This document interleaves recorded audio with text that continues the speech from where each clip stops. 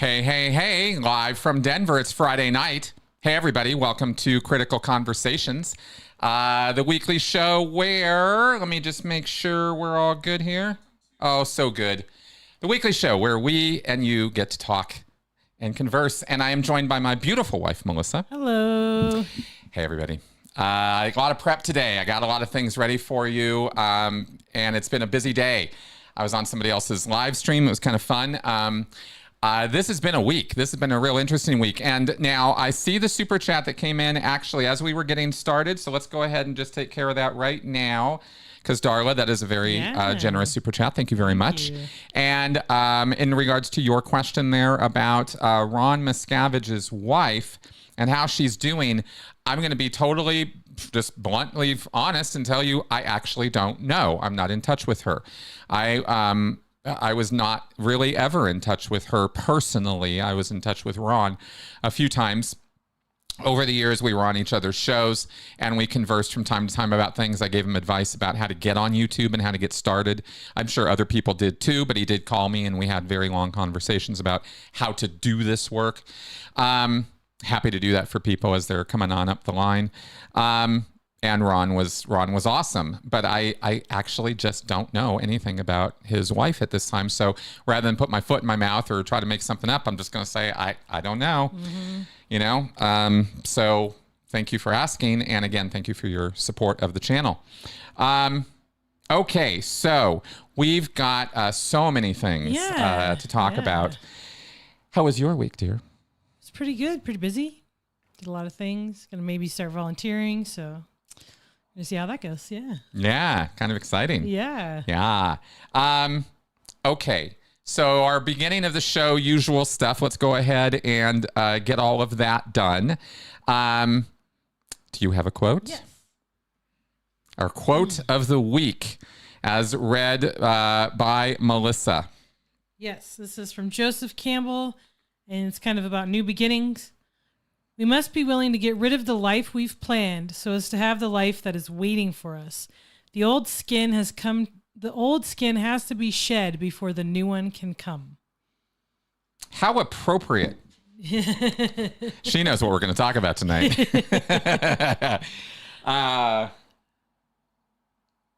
has another son and daughter outside of Scientology. Yeah, I hope these answers are known in the chat because I am just not up to that. Optimum randomity indeed. Haven't heard that phrase in a while. Yeah, it's been a week. It's been pretty, a lot of randomity. That's a Scientology term for, obviously, a lot of crazy, things just kind of going on all over the place. I'll just go randomly go through it, I guess, because I didn't really prepare a list. I'm on TikTok now. I started a TikTok account, and I have, ridiculed and discussed TikTok at length in the past. But I was having a very interesting conversation, and I've been getting some, I'm just going to give a little shout out here. I've been getting some really great marketing or, sort of like how do things work now advice from Apostate Alex, who works in the field. Mm-hmm. And he's been very generous with his time and helped me with some things in terms of talking about some stuff. And I kind of answered my own question on this, which was kind of funny because I was talking to him and I was like, okay, well, what about TikTok? There's not a lot of Scientology stuff going on over there that I'm aware of. I don't know of any major creators over there doing much. And not only as a new platform, but as also a place where I do know for a fact, I found out recently, there is an incredible amount of ex-multi-level marketing survivors and people who talk about that on TikTok. It's a whole demo that's there, a whole demographic, right? Which is a demographic that I need to be reaching because there are way too many people in the ex-multi-level marketing world, survivors, victims of that, who have no idea how culty it is and how culty what they were involved in was like a cult. They don't connect those dots. They take it as a personal failure, as a business venture that went bad or wrong. They weren't good enough. They weren't strong enough, etc. And they don't ever understand or connect the dots to, no, it was actually just like Scientology. What? And people are really interested in hearing about this and knowing about this and also recovery from it because, believe it or not, you can come out of situations like that with some PTSD, with some complex PTSD. That can happen. So, so that's something that needs to, happen. So I thought that might be a place where I could start posting content. And I also found out the other thing that convinced me to get over and start an account over there is that it's not 1-minute videos, it's 10-minute videos. Mm-hmm. Well, guess who has 1,000 short videos already produced of clips of my back work that I've been posting for a few years now on my other YouTube channel, my Critical Clips channel. There's 1,075 or so videos posted over there right now. Every one of them, an individual answer or individual point that somebody has brought up to me in all these years. Over 1,000. And most of them are under 10 minutes. So all of that is going to get ported over to TikTok as the first thing I'm going to do over there. And that's what I started doing. So anyway, just wanted to let you guys know in talking. So the funny part was I brought this up to Alex and I go, so should I be on TikTok? And then I was like, oh, well, let me think here. Is there a whole section of this world and media that I should make absolutely sure don't see my work? And it's only like the most popular thing right now. Kind of, right? So, and those clips appeal to and give, good information to the short attention span theater that sort of thrives there. Mm-hmm. And so if I can be part of that ecosystem and help get the messages and the word and the education out there about this, then that's time well spent. And that's what I'm really at the end of the day trying to do. So I want to let you guys know about that. And you are going to see more changes on my channel as time moves on here. You see I'm putting my book out and I'm doing things. And I got a little tree link thing, one of those LINKTREE things. So I've got all my stuff on it. I'm absolutely never, ever going to Truth Social. No. I mean, I would have to be getting like massive amounts of product. They'd have to be paying me sponsorship money or something, millions right? Of dollars, and nobody at Truth Social is going to be down with what I have to say. So, no, I'm definitely not going to be going over there.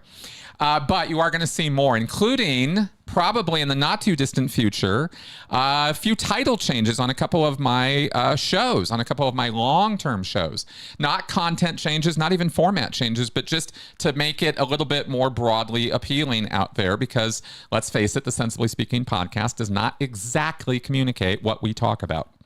As an example, right? And strictly speaking, neither does Critical Q&A, but I do like that title. It is a good title. It is a good title. So we'll see if it's going to change on that line. What I'm thinking with right now in terms of just throwing ideas out here to share with you guys and get your feedback on is I'm looking at changing my Sensibly Speaking podcast over to calling it Speaking of Cults, ... right? And whatever the subject matter for that week is, but the title of the thing would be Speaking of Cults. Cool. So it's a little change, but it means so much of a difference to what the topic and subject matter is, because that's what I talk about. Almost exclusively is culty stuff. Mm-hmm. Or speaking of cults, let's talk about MLMs. Or speaking of cults, let's talk about Landmark Forum, or whatever. And it always has that tie-in. So that's something I'm looking at on that. And of course, carrying on with the Critical Cult News. Thank you, Henny. I am loving doing that show. It is really fun. And it was fun to bring it public live this week for all of you. So it's not just premiering to my members, it's now premiering to everybody on Thursdays at 6 o'clock. So that's now a permanent addition to the lineup of shows that are offered on this channel. Good stuff. Yeah, you got a lot of changes. Yeah, I do. Yeah, I do. In fact, I'm wondering, since I've broken that show up, the Critical Cult News, into basically 3 news segments, not always of equal length. 2 out of those 3 news stories are probably clippable as TikTok and other content. I've also been, since I can format my videos, I've been reformatting them to the TikTok format, the lengthwise, the portrait. Forum sort of look, yeah. I could also upload those directly to Facebook, and I've been doing that as well on my Facebook page. So anyway, lots of good stuff there, and yes, do smash that like button. And I'm diving into learning more and more about how I can get my name out there and grow the channel. And obviously, the quality of the content always comes first. So let's get on with some content here. We have Benson Cam. Woohoo! Oh boy, yes we do. So there is our Snuggles Not Struggles cam. And Benson just went running out of the room in real life here. So it looks like the mailman might be dropping by. No. But this is him earlier chilling on the couch in the living room. And do you want to maybe take care of that real fast? Awesome. Yeah, but there he is. Yeah. Snuggling away. You're right. I could have. So, yeah, he's, the thing that is so adorable about him when he is all trimmed up like that is his eyes are just little pools of brown love. And when he looks at you, like that, he's a little tired here in this shot because this was earlier today. But, it's just, I just melt. I just totally melt with this guy. He gets away with so much. I shouldn't, Mel will be back in a second. We try not to spoil him and all that, but it's so hard. Oh, it's so hard. Okay, so yeah, there's our Benson. He's got his TRs in. That's right. Now, I am expecting that I'm not going to monologue for the rest of the show because we do have the call-in lines open for later in the show. Probably last 15, 20 minutes or so we'll dedicate to that. But I do have some things to go over with you guys. There was another kind of onion layer epiphanal moment for me in the overall. I'm going to tug in here. Okay, there she is. All right. So has Benson protected the home? Yes, again? He's protected us from the mailman once again. Okay, great. Well, let's go ahead and now that we're protected. So here's what happened is, well, you and I have been communicating as husband and wife for boyfriend, years. girlfriend, whatever, years, right? And in the time of doing all of that, and in the time of me having my YouTube channel, and in the time of me being a Scientologist, one of the things that I was always told, and believed, because I was told so many times, and of course I would believe this, right, is because it's very laudatory, is that I'm a great communicator, that I communicate very well, and that communication is central to what, of course, I'm doing, and communication is, I've always thought of as sort of the lifeblood of life itself, and so it's a very important topic to me. And I never really thought of myself as somebody who didn't have anything else to learn in this subject or topic, but I thought, that I had gotten a leg up early on and was very aware of this and was something that this was very important. I treat communication as a very important part of our life. Yeah. I think communicating problems and issues in a relationship is the only way to go. I've never understood people who can fight for days. Ugh. That has confused me forever because I would never, ever manage my relationships that way. We just don't do that. No. We certainly have had our disagreements and we've had full-blown everything. But we resolve it with communication. And when we ran into troubles over the years with that, we would see a therapist or a counselor and we would get help with that because sometimes you need a third person, man. And those were very, very interesting times and very, very educational for us. And we've always kind of taken it to the next level and tried to make things better and better. Right. So imagine my surprise when the other night we were talking about something and she was expressing herself over, an emotional issue. And I thought that I must be doing something wrong because I understood her and what she was saying, and I had communicated that to her, and she kept talking about it. And I couldn't understand why, after I said, I get it, I really understand why you would keep going, right? It didn't make any sense.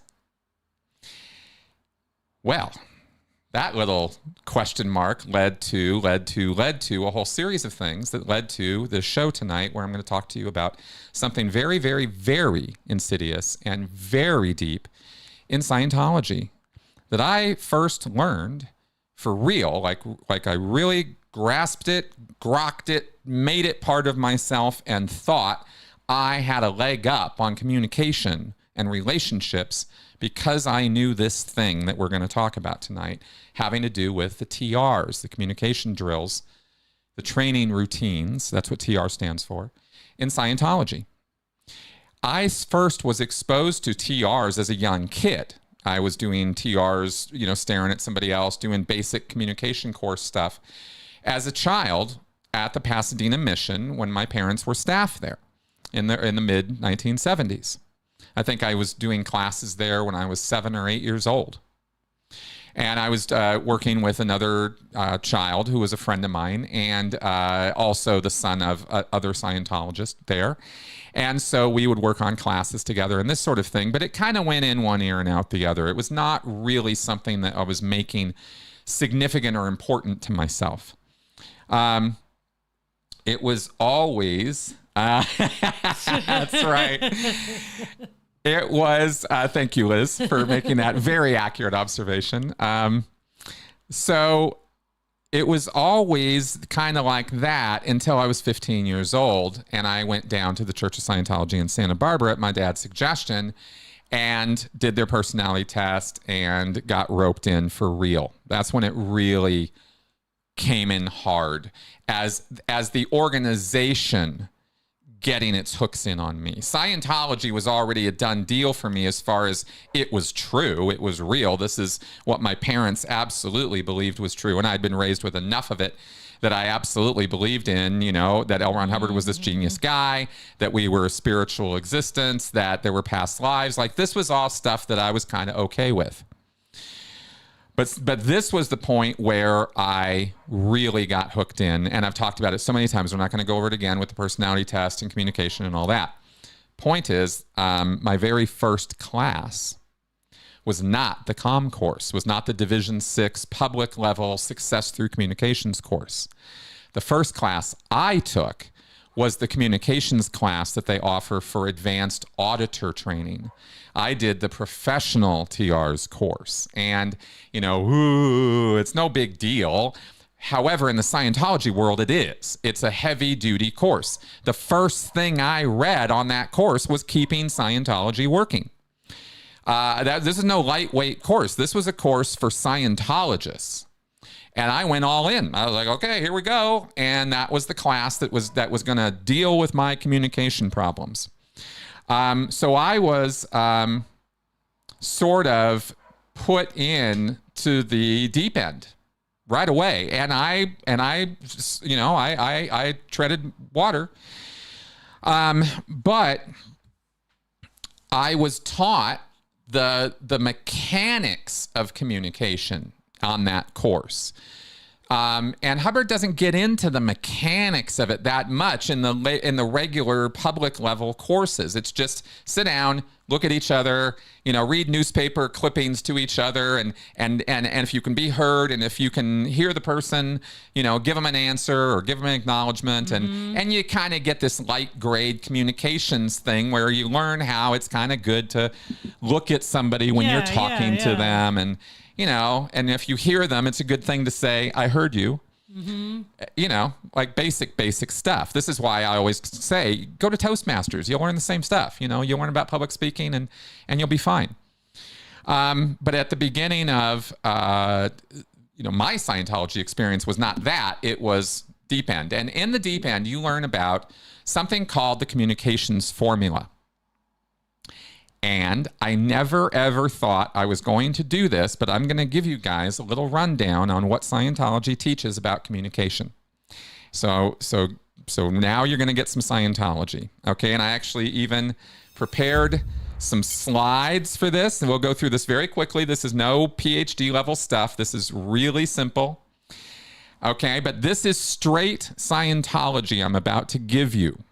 And there are landmines in what I'm about to give you. There are hidden traps in this. The beginning of it, the simplicity of communication in Scientology, is what's called cause, distance, effect. There's an individual who is saying something. He is cause. He's causing a communication to occur. That communication will always involve distance because you're not occupying the same space as another person you're communicating with. And over that distance will go the actual communication, the sound waves, or it could be something you're handing to the person or whatever. But really, it's about communication. And it goes over that distance. And the person who's receiving the communication is the effect side of the formula. This formula is cause, distance, effect. That's the CALM formula in Scientology. Any kind of communication that happens anywhere at any time for anybody follows that formula.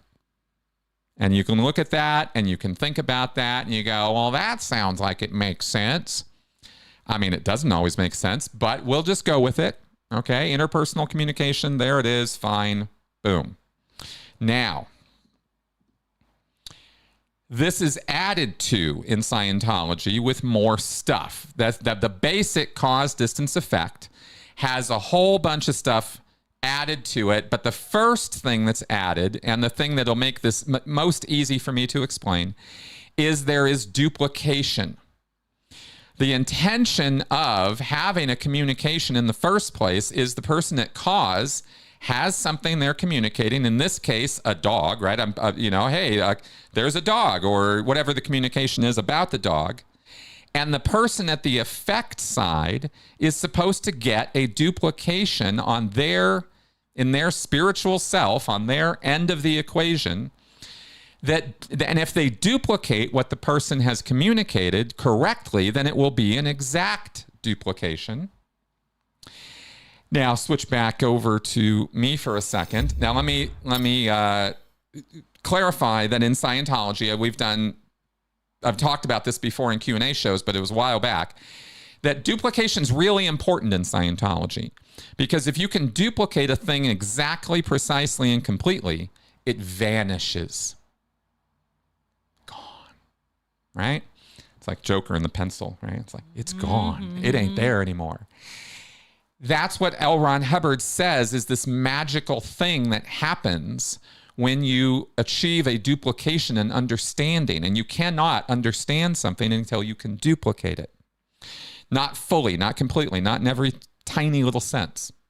And by duplication, we rid the world of it. This is the entire reason L. Ron Hubbard says auditing works, is because the pre-clear is made to duplicate in the here and now the charge, the trauma, the mental mass that duplicates that picture that he's already been carrying around with him of the experience he had. Get bit by a dog, you got this trauma, you go into a session, you talk about the incident until you've exhausted it, and you've duplicated every part of it, and you've gotten it out of you, and that should erase it. That should make that trauma gone. That is as pure Scientology theory as I can give you about this. So, with communication, the same thing applies. If you ever have had a bad argument, bad communication kind of situation, it hangs with you. It doesn't go away. It sticks with you. You don't remember everything you've said to people, but you remember the nasty arguments and the horrible stuff. Yeah. That's because you didn't duplicate them. You didn't understand them. There was some failure to understand or duplicate, and that's what's causing the communication problem. So in order for communication to be perfect, in order for it to be functional, this cause distance effect has to occur with duplication. And following duplication will come understanding. Okay? Now, I want to check and see real fast with anybody, because Henny's saying I don't understand this at all. This is the mechanical way that L. Ron Hubbard explains communication. He says this is how it works. You could break it down and model it this way. Cause, distance, effect. And then if you turn around and say something to me, she is becoming cause, and she communicates to me, and I am effect. Okay. Right? It goes both ways. Yeah. Okay? I'm not always cause, and she's not always effect, and vice versa. None of us are. But in the course of having a communication, this is how it works. Back and forth. And I got another diagram to show that. So it gets not more complicated, but it goes deeper. Okay, I'm just giving you some of the surface level stuff here because this is how Scientologists, every one of them, this is really how they think about how to communicate. And if you've ever wondered why they get so uptight and so upset and so like about communication, it's not just that starry-eyed thing they do where they're looking at you in the eye all the time. It's also this mechanical thing of cause, distance, effect, right? That's how they're thinking about it. And this has consequences. So anyway, I hope I'm being clear here in this. The duplication is the person has a mental duplication. They get the idea of what you're saying. You're using words and they're getting the same concept in their mind that you have in your mind. Both. Hopefully. Yeah, but I tried to show it on the diagram with the dog picture because the dog picture is an exact duplicate. This is what the person's saying. Now, what I probably should have added is that at the cause end of this, that cause guy has the same thought bubble. He's got the dog in his mind too. And he's communicating about the dog. And the effect end of that is supposed to go, yes, the dog. And there is that duplication that occurs. Okay, it's a copy. Okay, and because an understanding involves, in Scientology, I love this because we're going to get into all the deep Scientology minutia here. So in Scientology, understanding follows after the duplication. In other words, if you say something foreign to me, some foreign words, como estás, and I don't know Spanish, I could duplicate what you said to me, but I'm not going to understand it. Right. I could play it back in my mind. Como estás? I could even say, como estás? I'm duplicating it, but I'm not understanding it. So you see how that could happen. The duplication is different from the understanding. You first duplicate it. You've got to duplicate it. You've got to make a copy of it in your head. In other words, hear the words, process the words, or process the communication. So that in your mind, you got the same idea they were saying. And often in communication, that doesn't happen. Yeah. Right? You think they're saying one thing, but they're not. Exactly. And no, of course, please understand, communication doesn't work this way. I'm just trying to give you the Scientology on this because this is how Scientologists think it works. And it works close enough to this way sometimes, I'll say even most of the time, that Scientologists buy into the fact that it always works this way, that communication is this mechanical all the time. And I've got some quotes coming that are going to clarify a little bit of that. So let me just make sure I'm being understood here, that you guys are duplicating me. I agree with Juliana here. Sometimes what you're saying doesn't even duplicate what you're thinking. And that's true. It's hard to, sometimes you have it in your head, but it's hard to find the words to get it out correctly and explain yourself. Got that right. Yeah, Hubbard gets this wrong on all kinds of levels. So please don't take this as, well, I can think of exceptions to this. Of course you can. I hope you can, because there's lots of exceptions to this, but not to Scientologists. And that's the important part of what I'm trying to get across tonight is, as a former Scientologist, I thought this was how this shit worked. Now, I've given up all of Hubbard's bullshit. I'm not still thinking with this stuff this way. Right. But there's aspects to this that get deeper and go more insidious on this, and that's what I want to get to. But I just want to make sure we're kind of tracking with this basic framework here of cause, distance, effect, okay? That's a single communication across to a person. It's not a whole conversation. It's just one communication. Hi. Hello. Right? That was two, right? I was cause, she was effect, and then she turned around and she became cause and I was effect. Okay? So let's go back to this. I'll get to the next diagram here because that duplication thing is important, but it's not critical to it's not the most important thing we're talking about tonight. Where we're going with this is a cycle of communication. And a cycle is a 3-step process. It's cause, distance, effect. The arrow shows you which direction it's going in. Hi, how are you? Excuse me. So there's the cause to the effect. And then it turns around. I wish I'd put the cause effect on here, but it's not that big of a deal.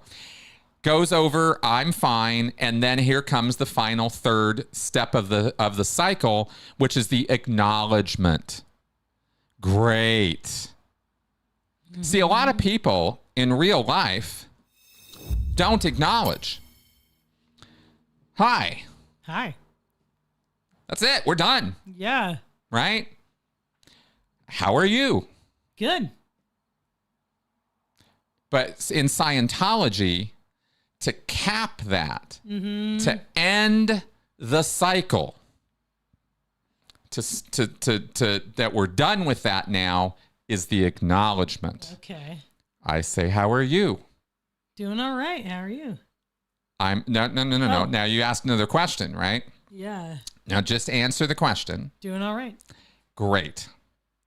See, that's a model ideal communication in Scientology. Okay. Is I say something, I get a response back, I acknowledge that response. That cycle of communication is crucial to Scientology's understanding of good communication, which is another reason why Scientologists are not only hung up on staring at you in the eye, but also acknowledging everything you say. Good, fine, thank you. I totally get that, right? It's understood. Yeah, wow, okay, yeah. The acknowledgement is its own thing. It's trying to communicate, I heard you, I get that. You have been duplicated. In fact, one famous Scientology acknowledgement is, I duplicate that. I've said that so many times. I duplicate that, right? And you wouldn't normally get it as a Scientology thing unless you're knowing what this communication formula is, that it's always cause, distance, effect, and there is this duplication factor. Scientologists are all about getting duplicated. Okay, so why is all of this important and why am I talking about it? Because there's a trap here. There's a trap in this. There's a very insidious, really kind of interesting trap in this. So I hope everybody's kind of following along so far, because now it gets kind of bad. Okay, so going back to our diagrams here. Remember, I mentioned earlier that I said, well, I understood you. You told me something and I understood that. And why you keep telling it to me? Why you keep talking? Why are we still talking about this? The acknowledgement was supposed to end the cycle.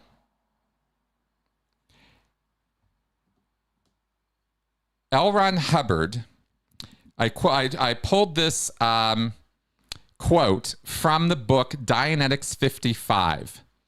This is the straight scripture from L. Ron Hubbard on how this is supposed to work. He describes it with some diagrams and with Bill Prime and Joe Prime here. It's very engineering type speak.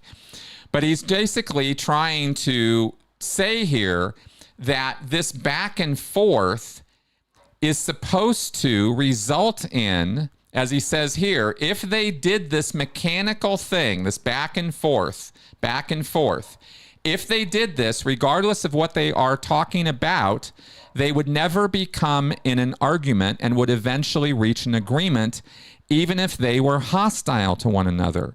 Their difficulties and problems would be cleared up, and they would be in relationship to each other in good shape. A two-way communication cycle breaks down when either terminal fails in its turn to... Okay, sorry about that last bit. So if we go So in looking at what he's talking about here, what he's saying is it doesn't matter what you're talking about. It doesn't matter how hostile you are to one another. If you both agree to mechanically follow this communication formula, cause, distance, effect, you turn around, right, to me, and we go back and forth this way. If this is done, you will resolve any problem you ever have with anybody at any time about anything. You just read it. I just showed it to you. That's L. Ron Hubbard's writings on the subject of communication and his formula for how to resolve any problem between two people with communication alone. And at 15 years old, I thought I was the king of the fucking world because I knew that. I thought I knew how to establish peace and understanding and tolerance between people mechanically, because we just had to follow this formula and it was going to work out great. Anything, because L. Ron Hubbard says so, right? Look right there, right? Is everybody kind of tracking with this thing? It's crazy, right? But this is an assertion from L. Ron Hubbard. In 1955, he wrote that. And I believed it. And I thought, okay, this is how I'm going to be able to deal with any problem, any situation, right? Right. Like you assume you understand. You may not understand, but you think you understand, so you're ending the conversation.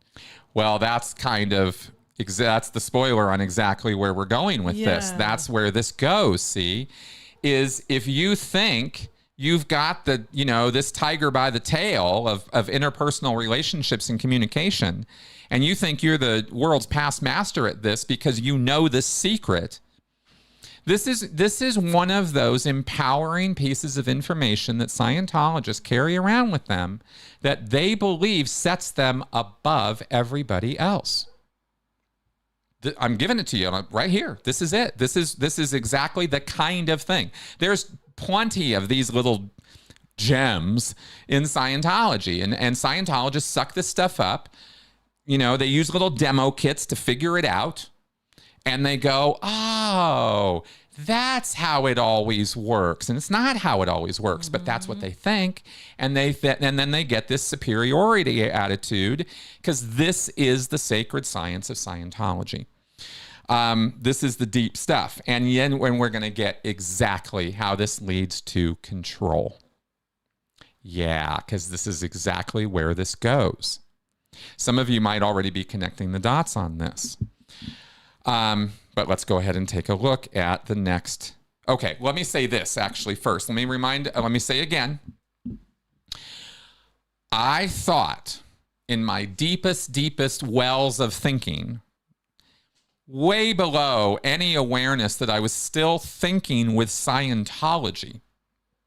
This was buried so deep as a truth in me that I'm happy to tell you I don't think with Scientology anymore. I don't apply Scientology. I'm not thinking about PTS people, or I don't label people SPs, and I don't call my wife an SP, and I don't think she's PTS when she gets sick, and I don't think she has a misunderstood word when she doesn't understand something. You know, this kind of crap that Scientologists will lay on people. I don't do any of that.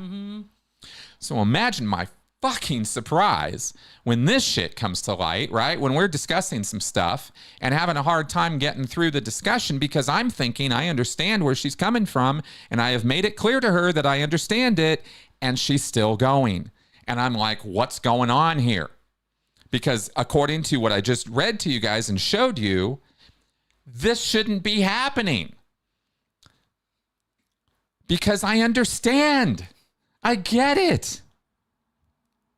And if I get it, why are you still talking? Now, why would I think that? Why would that be buried in me? Well, I'm about to show you. It goes back to this final quote. This little gem from Hubbard is another auditor training reference from an issue that he wrote in the 1950s, around the time that he came up with the TR drills. These were all developed in 1956-57 time period.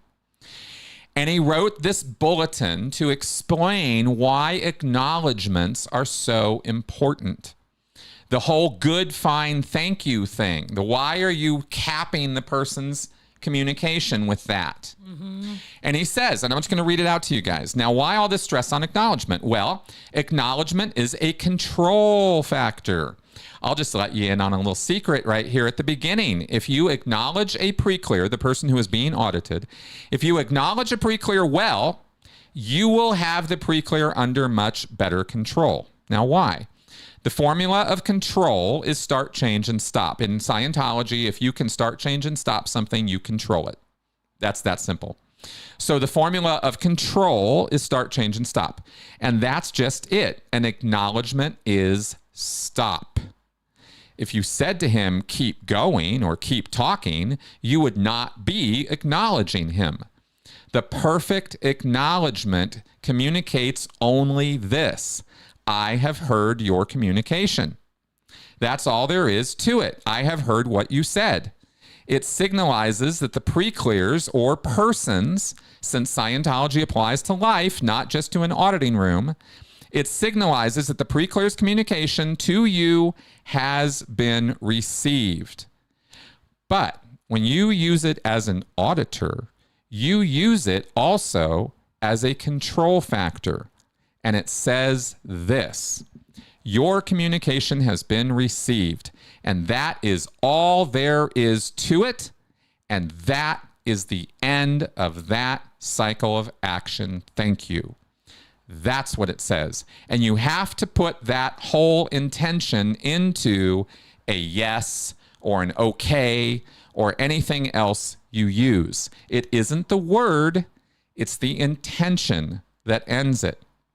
Your communication has been received, and I have now decided to stop that cycle of communication, and your communication is therefore under my control. Those things which you stop, very crudely, are things which you control. You have to be able to stop things if you control them. If you cannot control a pre-clear's communication line, you can't control the pre-clear. You see, it's all about you. It's all about, in my case, it was all about me. Communication is all about me. See? You're talking. I heard you. I get it. I'm done. Yeah, We're not a done. good way to communicate. Right? Not a good way to communicate at all. Because when you're trying to acknowledge somebody and they're not done talking because they don't even understand what's going on. Maybe they're processing some emotions. Maybe they're processing a problem or an issue that they're having, and they're trying to talk it through with you. And you think, oh, no, I get it. I understand the problem. I see. Yeah, that makes sense. It's all well-intended. It's all good. It's not like I'm trying to go out of my way to manipulate my wife. It's just, I understand. I get it. And deep, deep, deep down, because of what I just read to you that I forgot all about, by the way, I had to dig that shit up today. But deep down inside of me is this core idea that I've been carrying around since I was 15 years old. I'm done. I get it. So stop talking. What? Like Scientology and L. Ron Hubbard have no concept of active listening versus passive listening versus, people sorting out things with communication that don't have anything to do with cause, distance, effect. It has nothing to do with live dealing with relationships and problems and issues and emotions and what's going on in the moment. And communication isn't all about me. Exactly. But the formulas and the materials of Scientology make it so it has to be about you because you're the one who's supposed to be at cause. And this is probably one of the most insidious ways I have discovered. I've come to oh my God, these little landmines that exist all throughout Scientology that turn you into L. Ron Hubbard. Because this is clearly how L. Ron Hubbard dealt with communication. If he didn't have time for you, fuck off. I get it. Now leave. You know? He was done, and this is absolutely how he treated his wives. Oh, sure. Right? I mean, we know he was abusive to his wives, and this is a kind of abuse at a certain level and repeated over time, and especially when used knowingly to manipulate and control, which you can do. You can use this to do that to people. Scientologists do it all the time. Because while it takes me like all these years to kind of have this bubble to the surface, I'm remembering, of course, all the times in Scientology where we were absolutely assured that we were in charge of the situation because we were understanding and acknowledging the situation. We get it. And we felt like we had power because of that. Okay. So, I wanted to throw that out to you because I wanted you to understand at the deepest levels of that, as became clear to me, this is fucking narcissism all over again. This is making every single time you are communicating with somebody, you are making it all about you. Not about them. You're not there for them. You're there for you. Mm-hmm. And once you duplicate and understand them, we're done. Mm-hmm. And it doesn't even, until I frame it this way, it doesn't even sound evil. It doesn't even sound bad. Like, no, I'm trying to understand. I want to understand. Tell me until I understand. I want to get it. Well, that's not a bad thing. No. But trying to shut the person up afterwards. Assuming you understand when you may not, that's no good. Leads to all kinds of troubles. Yeah. All kinds. And so Scientology does not in any way really help in this situation. It actually makes it worse. But imagine two Scientologists trying to do this to each other. And you can understand why relationship issues might exist, like in plenty. Like there might be cornucopias of problems with Scientologists in the way they relate to each other because they're both trying to be cause. They're both trying to be in charge and control because that's what Scientology is all about, is control. To me, this was revelatory and very, very eye-opening. And it finally, because I've been thinking for a very long time about, I try to offer exceptions to the rules that Scientology always puts forward as a way of showing that they're not universal rules. They're not always true. They're not always applicable.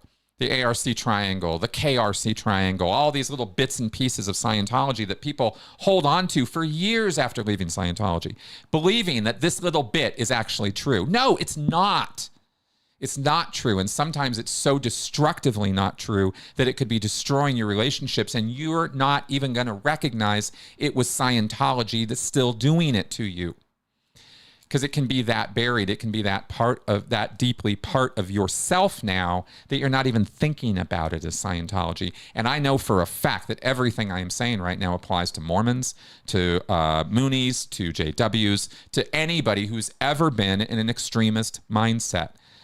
There's no on-off switch for this. There's no compartmentalization in your brain where you go, oh, everything in that closet is Scientology, and now that I've shut the door on it, I'm never, ever going to have a problem with it again. Right. If only. Right? Doesn't work like that. Does not work like that. Okay? So I talked a little bit longer than I wanted to because I know we have a call here, so we're going to get to that now, but I really wanted to get that across to everybody. I thought it was really important. And now let's talk a little bit more Scientology with Travis here. Hi, Travis. Hello, Chris. Hello, Melissa. Hello. Welcome to the show.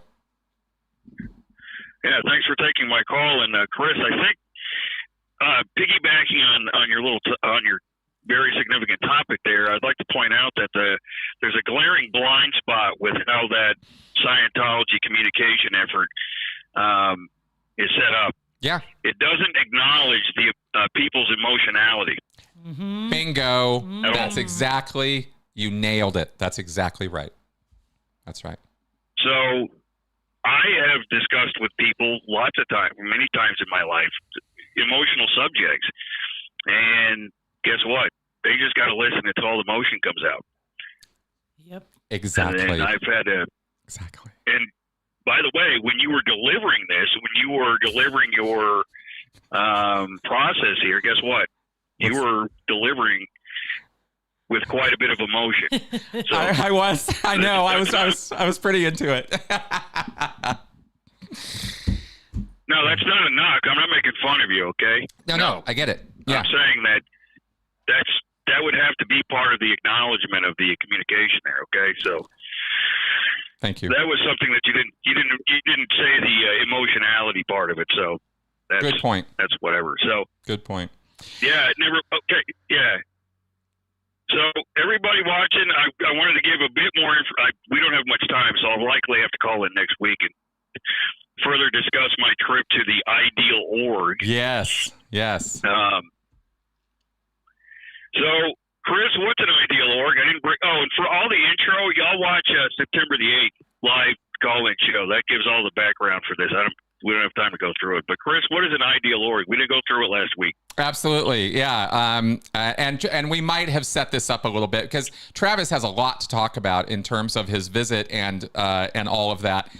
Excuse me. So we want to set this up for you guys. And so an Ideal Org is a renovated Church of Scientology, basically. And by renovated, I mean they really did a number on these places. They have taken them from the little shithole, torn up carpets, folding chairs, folding tables, ragtag churches. And this is what represented Scientology all the way up until the 2000s when this program started, is you'd go into a Church of Scientology and they were just awful. They just looked bad. And so Tom Cruise had an unfortunate incident with bringing some people into a church, communicated that to David Miscavige, and Miscavige went, oh, well, we're going to deal with that. And there were other reasons and other decisions made as to why to do this, but they did it. But the Ideal Org program is an international, worldwide program that every single Church of Scientology is going to get a massive facelift. And in the process of doing that, they're not only going to get this ideal building, which is laid out exactly according to how L. Ron Hubbard wanted the buildings laid out, but they are also going to get a lot of staff because every single Ideal Org is supposed to be manned by somewhere between 90 to 110 or 120 people. That's the Ideal Org. Every post or every necessary job filled. Everybody knows what they're doing. They're trained on their job. And the building itself is the ideal reflection of the miracle of Scientology technology. That's how it was told to us. So that's the short version.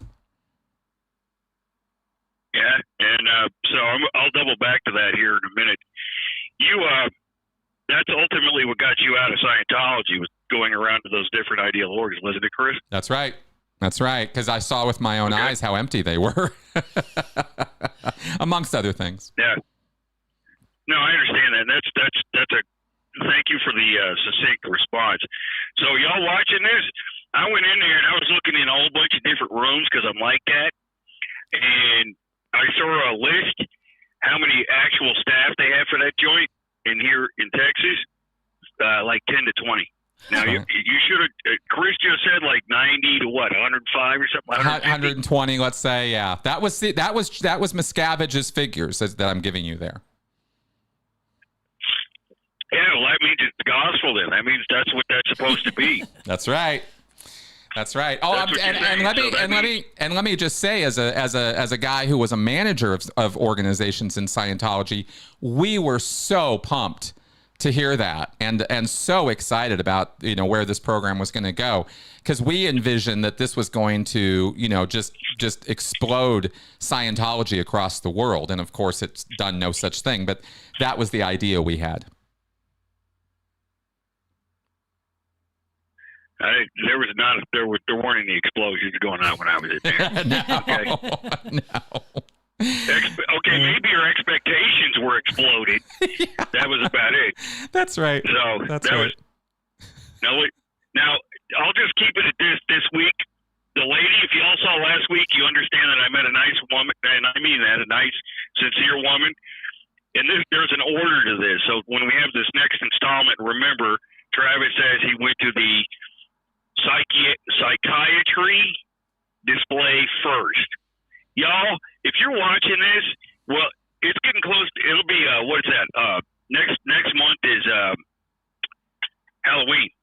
And I'm telling you, their explanation of psychiatry is a straight up Halloween haunted house story, or a movie for a bad horror show where a bunch of good-looking young people wander out into the forest and get snatched up by psychiatrists and tortured. That's essentially what they were saying. If you go see a psychiatrist, it's a big conspiracy to take your money, put you in an asylum, and then torture you until you're dead. That's right. And then they move on to the next. That's right. Listen, I'm not exaggerating. No, you're not. Actually, let me back you up on that for a second. I think I've said this before, but it fits here. I could not imagine as a Sea Org member, and I'm absolutely serious about this. I actually used to think about this when I was down at LA County when I was on the RPF, taking people to the hospital and shit. The thing that I was afraid of, in more than anything in this world, was ending up in a psych ward. I could not imagine. I would rather have ended up in jail in Mexico than gone to a psych ward. Oh boy. That was where my head was at as a Scientologist because of all the horror stories we heard about it.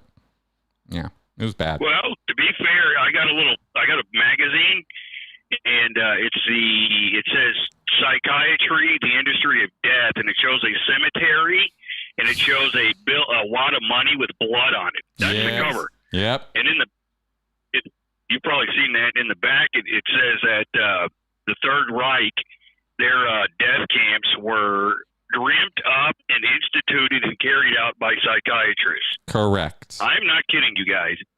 That's what they said in there. And ironically, their quote-unquote expert is a Jewish guy whose family left the nastiness in Eastern Europe I think he was Hungarian in the 30s.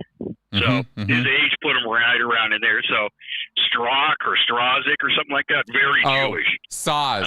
Thomas Saz you're talking about? Yeah. Yeah, that guy. Yeah. So, yeah, he was, and again, it's not that psychiatry is flawless, but you got to understand, Scientology takes their evil, takes their badness, takes their flaws to such an extreme level that it literally is presented like a Rob Zombie horror movie. It's torture. It's just straight up torture porn, how they present what psychiatry does. Yeah, I was thinking I didn't want to actually say any movies since you brought one up. I was thinking Saw. Yeah. Yeah, something like that. Yep. So the punchline, you guys watching this, is they showed me this first, and it was obviously there was a plan behind this because, okay, psychiatry is bad. You're clearly screwed up. Everyone is, basically. If you're, and then Scientology provides the anecdote. I mean, that's essentially what this is. That's right. Scientology. It was so obvious, and I'm not. Exactly. Pretty much. A good question to ask them that will throw them for a loop if you actually pursue it.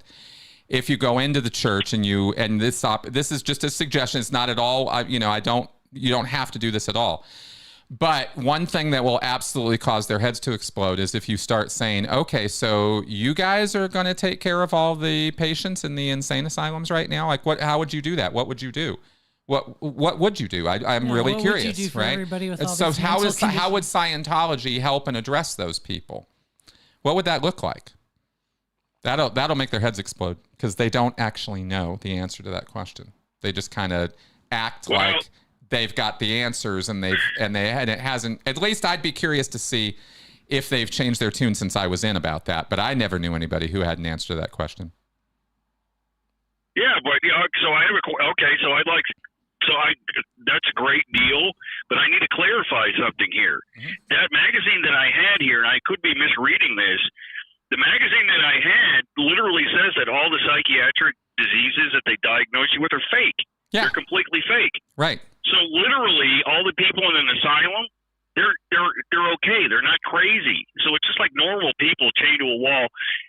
According to that, you would go in there and let them go and just be like, hey, Fred, you're free to go. And he'd be like, oh, thanks, Bill. Thank you. Here's a hug. I'm just going to go back to my wife and children now. That's the way they were presenting this. Exactly. Okay? It's that far delusional. like I said, I'd be curious to see what it looks like on an individual staff level if you throw that at them. And again, I'm just saying I'm curious about it, but you do whatever you're going to do. Well, no, and I understand that, and I'm looking at it from an outsider, from a bit more rational response, and looking at it from a couple of different angles. Yeah. These people are talking about they have the answer, and yada. I don't know where these people are coming from, so I'm unfortunately putting myself in their shoes instead of just letting the fireworks go off when I go in there and use one of your questions, which, by the way, you've been right about all these things. So thank you. Well, Travis, thank you very much. Let's go ahead and wrap up for this week, but thanks for calling in. I definitely appreciate your time and all the details on this, and I look forward to talking to you again. Yeah, next week we'll call in, hopefully, if the viewers want it then. You bet. All right, man. Thank you very much, and talk to you later. All right, so let's clip off on that one. And excellent. Okay, so let's go ahead and look at wrapping up the show. I'm telling you guys, let me tell you one other little tidbit out of the Hubbard scriptures as to how he suggested you take care of mentally ill people. You're going to love this one. Oh, boy. He said there are a certain percentage of cases in the mental health, in the mental homes, in the insane asylums, who you can simply walk past them and say, come up to present time. Oh, and they're just going to be fine after that? If only it was that easy. They'll look at you. I wish it was that easy. What? Somebody's talking to me? And they'll come to present time. Oh, hey, I feel all better now. I wish I was joking. He actually wrote that. I could probably dig it up if I went looking for it. It's that kind of nonsense. So, wow. Yeah, it's kind of nuts. And actually, they might not necessarily exi be illegal or, as you say, ineligible PCs at this point because the policies have changed. And it's actually up to OSA now. It's not a tech thing anymore like it used to be where the senior CS, the tech guys, the auditor people would decide whether somebody had had too many psych drugs or not. An extensive psychiatric history of drugs or institutionalization would automatically disqualify you for Scientology auditing. Well, they canceled all that and changed it around 2013 or 14. And there's a new policy letter on that. So it could well be that they are, Scientology is ready to take them on. Anyway, all kind of fun and games and goofiness because Scientology has no solutions for mental health issues or problems. And as Travis pointed out, they don't even really acknowledge that they exist. So let's go ahead and wrap up. Yeah. All right. While Melissa gets out our critical thinking card for the week here, I'm going to share with you that tomorrow's podcast is quite cool. It's an hour talk with Mark Vicente of NXIVM fame. Yeah, that guy. I finally connected with him. We both commented how we've been following each other on social media for years, liking each other's stuff, watching each other's stuff, but never actually getting together. So I finally worked it out, and he's on the podcast tomorrow. Yeah, so that's going to be fun. And that's in the can right now, waiting to pop up at midnight. And then critical Q&A. I'm planning on it being a pre-recorded this week. Okay, if I change my mind, of course, I always do that. But I've already got plans on Sunday, so probably won't be. It'll probably be pre-recorded. So you'll see that drop on Sunday after Scientology Straight Up and Vertical, as usual, on Monday. And then we start all over again with the following Thursday with the news show. So lots and lots of good stuff here. And follow me on the socials if you're not. Okay, if you're out there and you're on the socials, social media stuff, look me up. It's always under Chris Shelton MSC now. Like everywhere I am, you can find me that way. So what do we have for this week? All right, your fallacy is bandwagon. Appealing to popularity or the fact that many people do something as an attempted form of validation. Seamus pointed a finger at Sean and asked him to explain how so many people could believe in leprechauns if they're only a silly old superstition. Sean wondered how so many people could believe in things based on popularity. Well, there you go. Don't commit logical fallacies, guys. Okay, it's discipline. It's it's that mental critical thinking muscle that you got to work. You got to work that muscle. Unfortunately, it doesn't work itself, and it will grow weak over time if you do not exercise it. It's the best analogy I've got for that. It's just how it works. Yeah, some really good interviews. I have in the can right now. Just can't wait to get to you guys on the podcast. I've talked to some really cool people the last few weeks, and you'll be seeing those coming. And anyway, yeah, like, share, get this stuff around, and I will see you guys, sooner than later. And on that happy note, bye-bye. Good night.